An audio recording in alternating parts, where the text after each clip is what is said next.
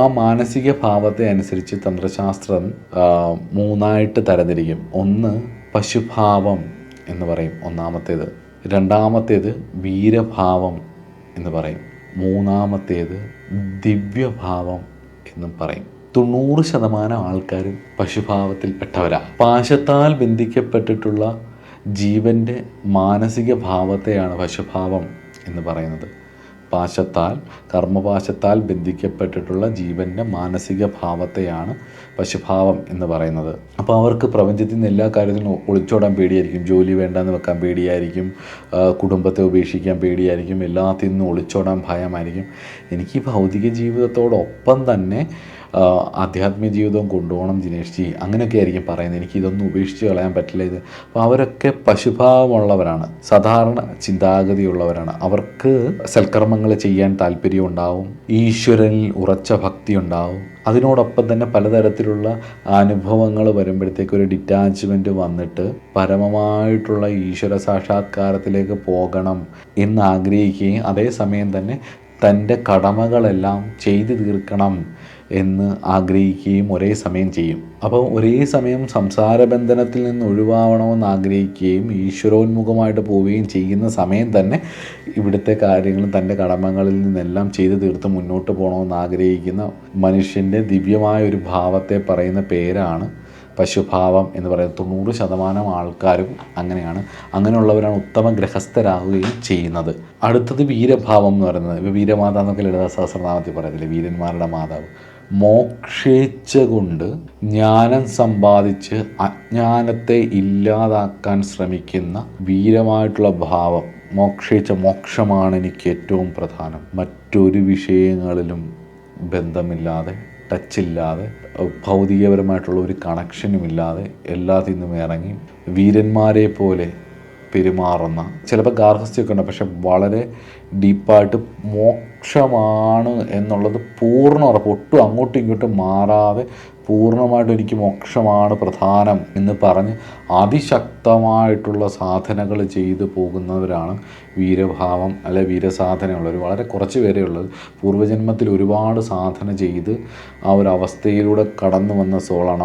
അവർ വളരെ ചെറുപ്പത്തിൽ തന്നെ, വളരെ കുഞ്ഞു പ്രായത്തിൽ തന്നെ ആ ഒരു ഈശ്വരോന്മുഖമാവുകയും അതിശക്തരായിട്ടുള്ള സാധകരായി മാറാനുള്ള ശ്രമം നടത്തുകയും ചെയ്യും. ഇങ്ങനെയുള്ളവർക്കാണ് കൂടുതലും വീരസാധനകൾ തന്ത്രശാസ്ത്രത്തിലെ തന്നെ ശാക്തേയാരാധനയിൽ പെടുന്നതും ശൈവാരാധനയിൽ പെടുന്ന വീരസമ്പ്രദായങ്ങളൊക്കെ പെടുന്നത്.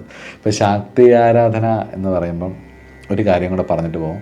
ശാക്തേയം എന്ന് മലബാർ ഏരിയകളിൽ പറയുന്നത് ഭഗവതിയെ മാംസത്തോടു കൂടിയിട്ടുള്ള പൂജയുടെ ഒക്കെ പേരാണ്. മാംസം നിവേദ്യമായിട്ടൊക്കെ വെക്കുക, അല്ലെങ്കിൽ ഗുരുതിയൊക്കെ, കോഴിയൊക്കെ ഗുരുതി കഴിച്ച് ചെയ്യുന്ന പൂജകളെയാണ് ഇപ്പം ശാക്തേയ ബ്രാഹ്മണരായിട്ടുള്ളവർ കഴിക്കുന്ന പൂജ അല്ലെ ആ സമ്പ്രദായത്തെയാണ് ശാക്തേയം, അല്ലാതെ ചെയ്യുന്നവരെ ശാക്തേയർ എന്നാണ് വിളിക്കുന്നത്.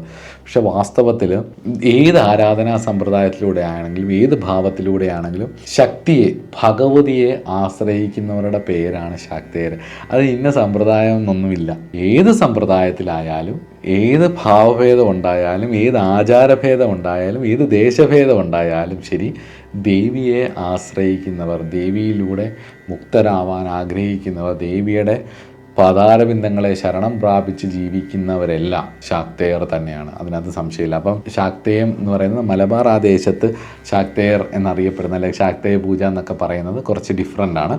അത് ആ ദേശത്ത് മാത്രമുള്ളതാണ്. എന്നോട് ചിലവർ ചോദിച്ചിട്ടുണ്ട്, അതുകൊണ്ട് സാന്ദർഭികവശാൽ ഇതങ്ങ് പറഞ്ഞു എന്നുള്ളൂ. അടുത്ത് നമുക്ക് ദിവ്യഭാവത്തിലേക്ക് നോക്കാം. ഭാവത്തിൽ പശുഭാവം കഴിഞ്ഞു, വീരഭാവം കഴിഞ്ഞു. ദിവ്യഭാവം എന്ന് പറഞ്ഞാൽ നിരന്തരമായിട്ട് ഈശ്വര സാധനയിൽ ഇരിക്കുകയും എപ്പോഴും ഞാനും ഈശ്വരനും ഒന്നാണെന്നുള്ള ബോധത്തിൽ ലയം പ്രാപിച്ച് ആ ഒരു ദിവ്യഭാവത്തിൽ ഇരിക്കുന്നവരുടെ പേരാണ് ദിവ്യോപാസകർ, അല്ലെങ്കിൽ ആയിരിക്കുന്നവരുടെ ഭാവമാണ് ദിവ്യഭാവം എന്ന് പറയുന്നത്. അതൊരു ജീവൻ്റെ നിലയാണത്. അത് വളരെ കുറച്ച് പേരെ ഉണ്ടാവും. ഇപ്പം ശ്രീരാമകൃഷ്ണദേവൻ കാളിയിൽ ലയിച്ച് താനും കാളിയും താനും ഈശ്വരനും ഒന്നാണെന്നുള്ള അവസ്ഥയിൽ ഇരിക്കുന്ന, ഭാവസമാധിയിലിരിക്കുന്ന അവസ്ഥ, ആ ദിവ്യഭാവമാണത്. രമണ ഭഗവാൻ അരുണാചലവും ഞാനും ഒന്നാണെന്ന് പറഞ്ഞ് ആ ഒരു പൂർണ്ണാവസ്ഥയിലിരിക്കുന്ന അവസ്ഥ. ഇതൊക്കെ വളരെ അപൂർവമായിട്ട് ഭൂമിയിൽ ജന്മമെടുക്കുന്ന ദിവ്യന്മാരുടെ ഭാവമാണ്. ഉപാസകനും ഉപാസനയും രണ്ടും, ആ ദേവതയും എല്ലാം, ഗുരുവും ഈശ്വരനും ഉപാസകനും എല്ലാം കൂടെ ഒന്നായി തീർന്ന് ഇരിക്കുന്ന, ആ ഭാവത്തിലിരിക്കുന്ന ജീവൻ്റെ അവസ്ഥ. അങ്ങനെയുള്ളവരാണ് ദിവ്യഭാവം ഉള്ളവർ എന്ന് പറയുന്നത്. ഈ ഭാവങ്ങളെ മനസ്സിലാക്കിയിട്ട് വേണം ഒരു ഗുരുനാഥൻ്റെ അടുത്തേക്ക് ഒരു ശിഷ്യൻ കടന്നു വരുമ്പം, ഇപ്പം നമ്മുടെ അടുത്തേക്ക് ഒരാൾ വരുമ്പം ഇവൻ്റെ റേഞ്ച് ഏതാണ് എന്നൊക്കെ, അല്ലെങ്കിൽ ആണോ പെണ്ണോ ആരും ആയിക്കോട്ടെ, റേഞ്ച് ഏതാണെന്ന് മനസ്സിലാക്കിയിട്ട് വേണം അയാളെ ഉപാസനയുടെ ഒരു തലത്തിലേക്ക് കടത്തിവിടാൻ. അങ്ങനെയാണിത് ചിന്തിക്കുക. ഭൂരിഭാഗവും നമുക്ക് മനസ്സിലാവുന്നൊരു കാര്യം എന്ന് പറയുന്നത് 90% പശുഭാവത്തിലുള്ളവരാണ്. ചിലവർ വീരഭാവത്തിലുള്ളവരാണെന്ന് പറഞ്ഞ് ഫാൻസി ഡ്രസ്സ് കളിക്കുന്നതേ ഉള്ളൂ. വീരഭാവമൊന്നുമില്ല, വെറുതെയാണ്. ദിവ്യഭാവത്തിലുള്ളവരും പറയുമ്പോൾ തന്നെ അറിയാമല്ലോ വളരെ വിരളമായിരിക്കും എന്നുള്ളതാണ്.